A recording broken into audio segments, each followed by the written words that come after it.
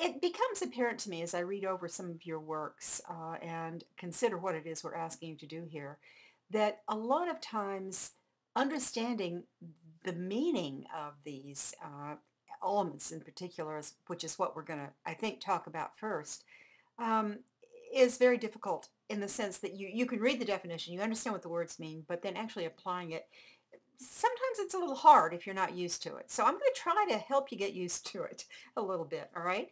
Now, when we talk about the elements, we're really talking about the things, the actual things you see.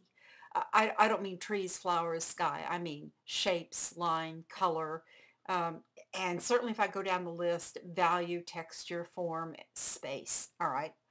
And that's the kind of thing that we just see when we open our eyes without even saying, okay, that's what it is. Now, when you are constructing an image or looking at an image, it's good to bear all that in mind. Now, how do you make a really good image with those things? That's what the principles are going to help you with. But let's look at some of the terms here in elements to see if I can't help you get started. Now, you notice in the literature when you are talking about color, you're really talking about four different things. You're talking about hue, which means red, yellow, blue, green, purple. You know, we all know those colors. We're talking about value. Value means lightness or darkness. You know, a dark gray, a dark purple versus a pale light purple. All right, that's what we're talking about. Intensity, don't confuse that with value.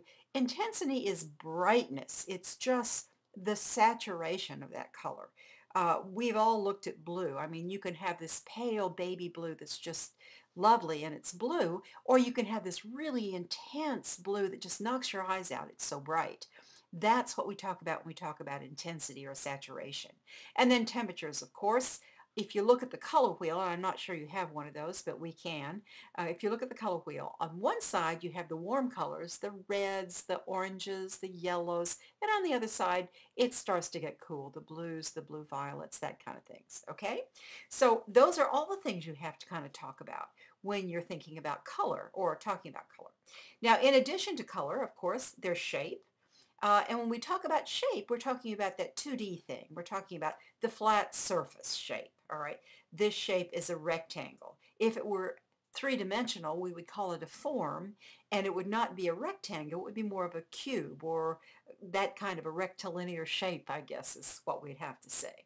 Now, form, as I said, is really shape in 3D. It has, in a sense, if you look at it, it has depth and a volume that shape does not have. Okay, and then value, I told you a minute ago, was part of color, but it's also an element by itself.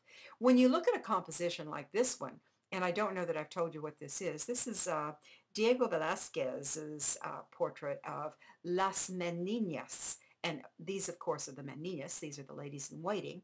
And here's the little princess. Famous, famous painting. Spanish artist, just incredible. I'll leave it to your art history courses to tell you more about that. But really, really, that Baroque period of Spanish art, just really intense. Anyway, value here in Las Meninas, I would say is kind of dark, but look at the contrast. Now, contrast always makes an image dramatic, okay? Real dark, dark, almost black to white. If you can put all that in one picture, it becomes very dramatic and it has a lot of impact in that sense, okay?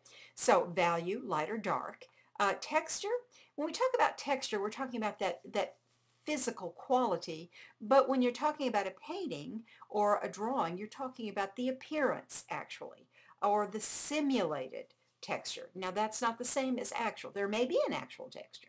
If you look at some paintings, you're not allowed to, but if you put your hand across the surface, you would feel an actual texture.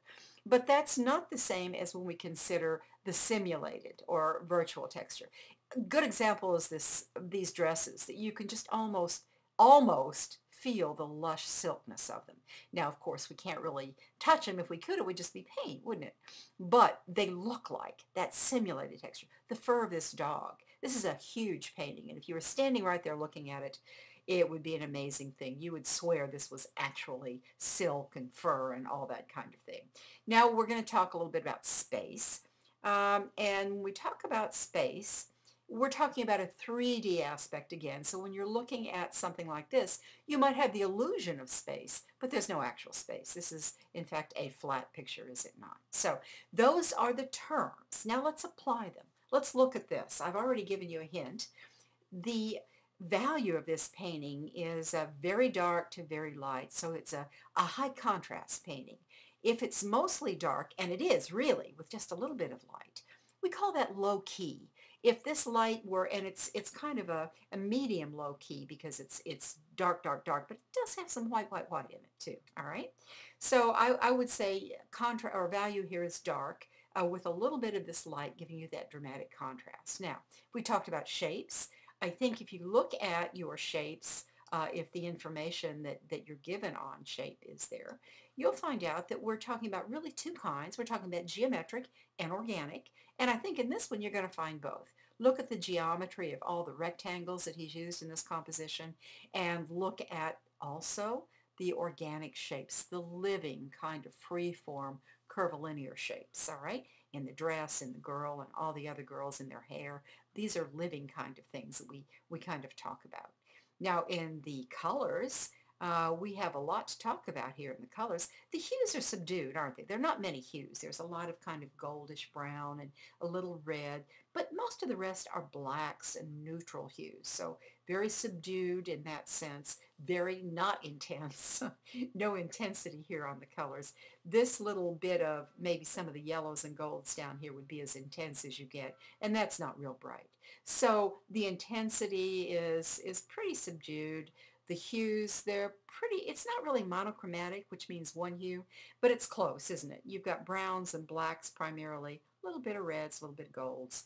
Not much, though, going on in terms of color there either. That doesn't, however, take away from the impact of this painting. The impact, again, is largely because of the dramatic contrast, that dark, dark, dark, which is almost half of the painting, and then the light that's a little less than half. I guess that's the third thing, isn't it? Okay, so anyway, I hope that gives you a little bit of an idea about what you're going to talk about when you're trying to set up a discussion on elements.